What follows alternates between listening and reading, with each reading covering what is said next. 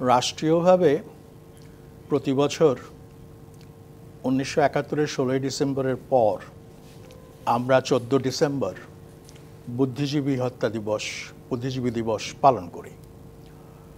আমার প্রশ্ন জাগে, বুদ্ধিজীবীদের হত্যার ব্যাপারটা কি 14ই ডিসেম্বরে সীমাবদ্ধ ছিল?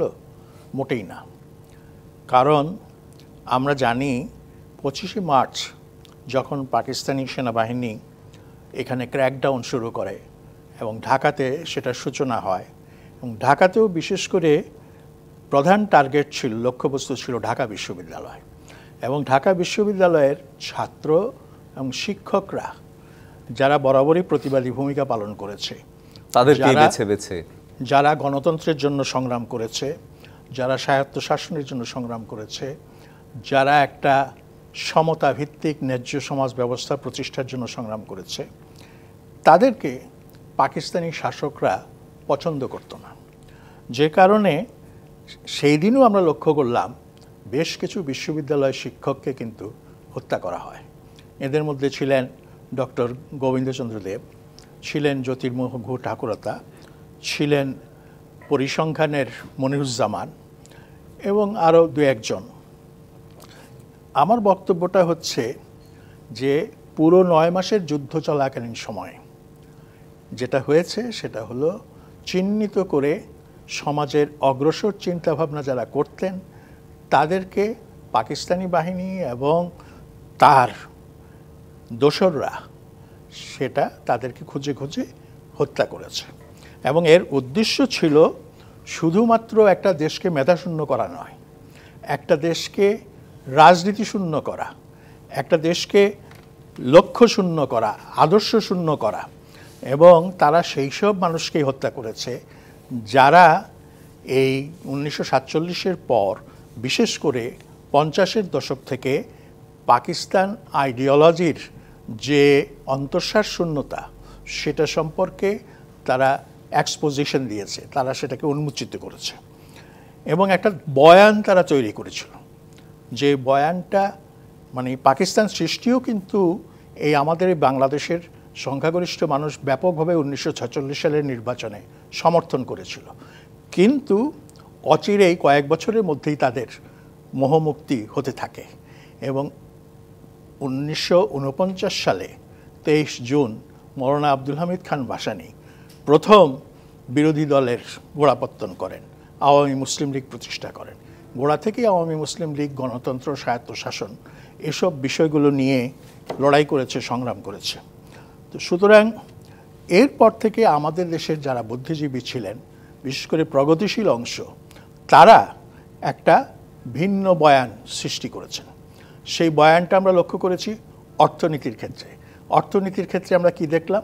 2 অর্থনীতির তত্ত্ব। রাজনীতির ক্ষেত্রে আমরা কি দেখলাম? গণতন্ত্র। আর এই যে জাতিসত্তার মুক্তি, পাকিস্তানের অন্তর্ভুক্ত জাতিসত্তার মুক্তি, সেটা বাঙালি হোক, সিন্ধি হোক, বেলুচ হোক, পাঠান হোক, তার জন্য যে স্বায়ত্তশাসন বা অটোনমির দাবি সেটা, আর ভাষা আন্দোলন তো বটেই, নিঃসন্দেহে এটা একটা ভিন্ন মাত্রা, একেবারে বিশাল ভিন্ন মাত্রা তৈরি করেছে।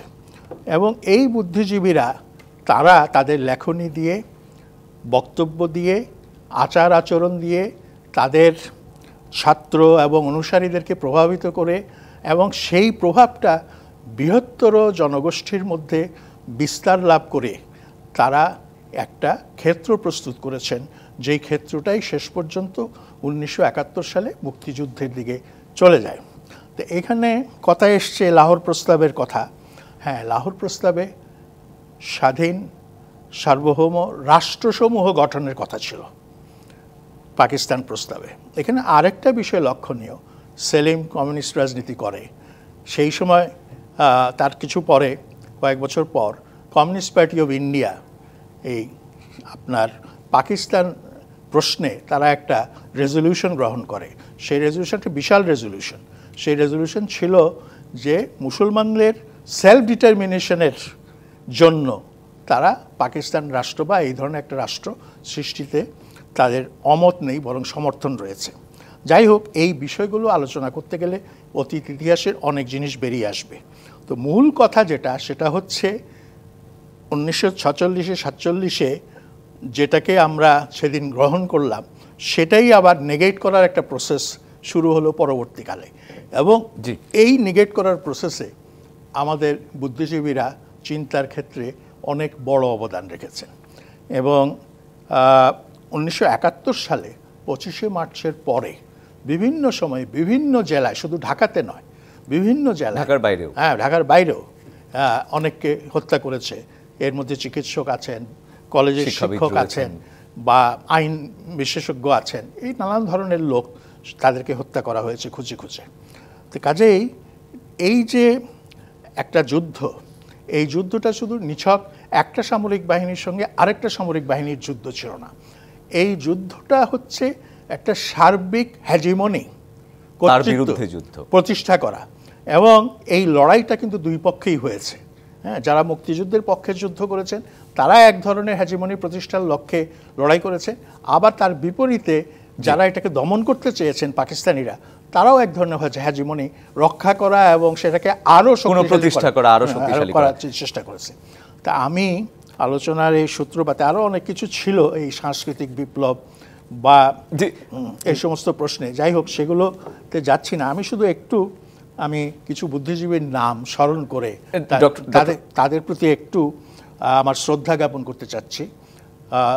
এদের মধ্যে অগ্রগণ্য যারা ছিলেন, গোবিন্দচন্দ্র দেবের নাম আমরাও করেছি, মনির চৌধুরী সাহেব, জ্যোতির্ময় গুহ ঠাকুরতা, শহীদুল্লাহ কায়সার, সিরাজউদ্দিন হোসেন, আনোয়ার পাশা, এস.এম. রশিদুল হাসান, আলতাফ মাহমুদ, মুফাজ্জল হায়দার চৌধুরী, আব্দুল আলিম চৌধুরী, গিয়াসউদ্দিন আহমদ, নিজামউদ্দিন আহমদ, ফজলে রাব্বি, মেহেরুন্নেসা, সেলিমা পারভিন, এবং এর সঙ্গে আরেকটি নাম, ঢাকা বিশ্ববিদ্যালয়ের চিকিৎসক ডাক্তার মুর্তজা।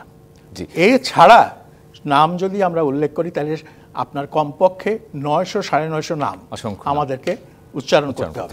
এবং আমি আশা করব রাষ্ট্র বা সরকারি উদ্যোগে এই বিভিন্ন এই যে সারা দেশে ছড়িয়ে থাকা এই বিশেষ করে বুদ্ধিজীবী শহীদ যারা, তাদের নাম উৎকীর্ণ করে মানুষকে চিনিয়ে দেওয়ার জন্য, স্মরণ করিয়ে দেওয়ার জন্য একটা বিশেষ বেদি তৈরি করা হয়। জি,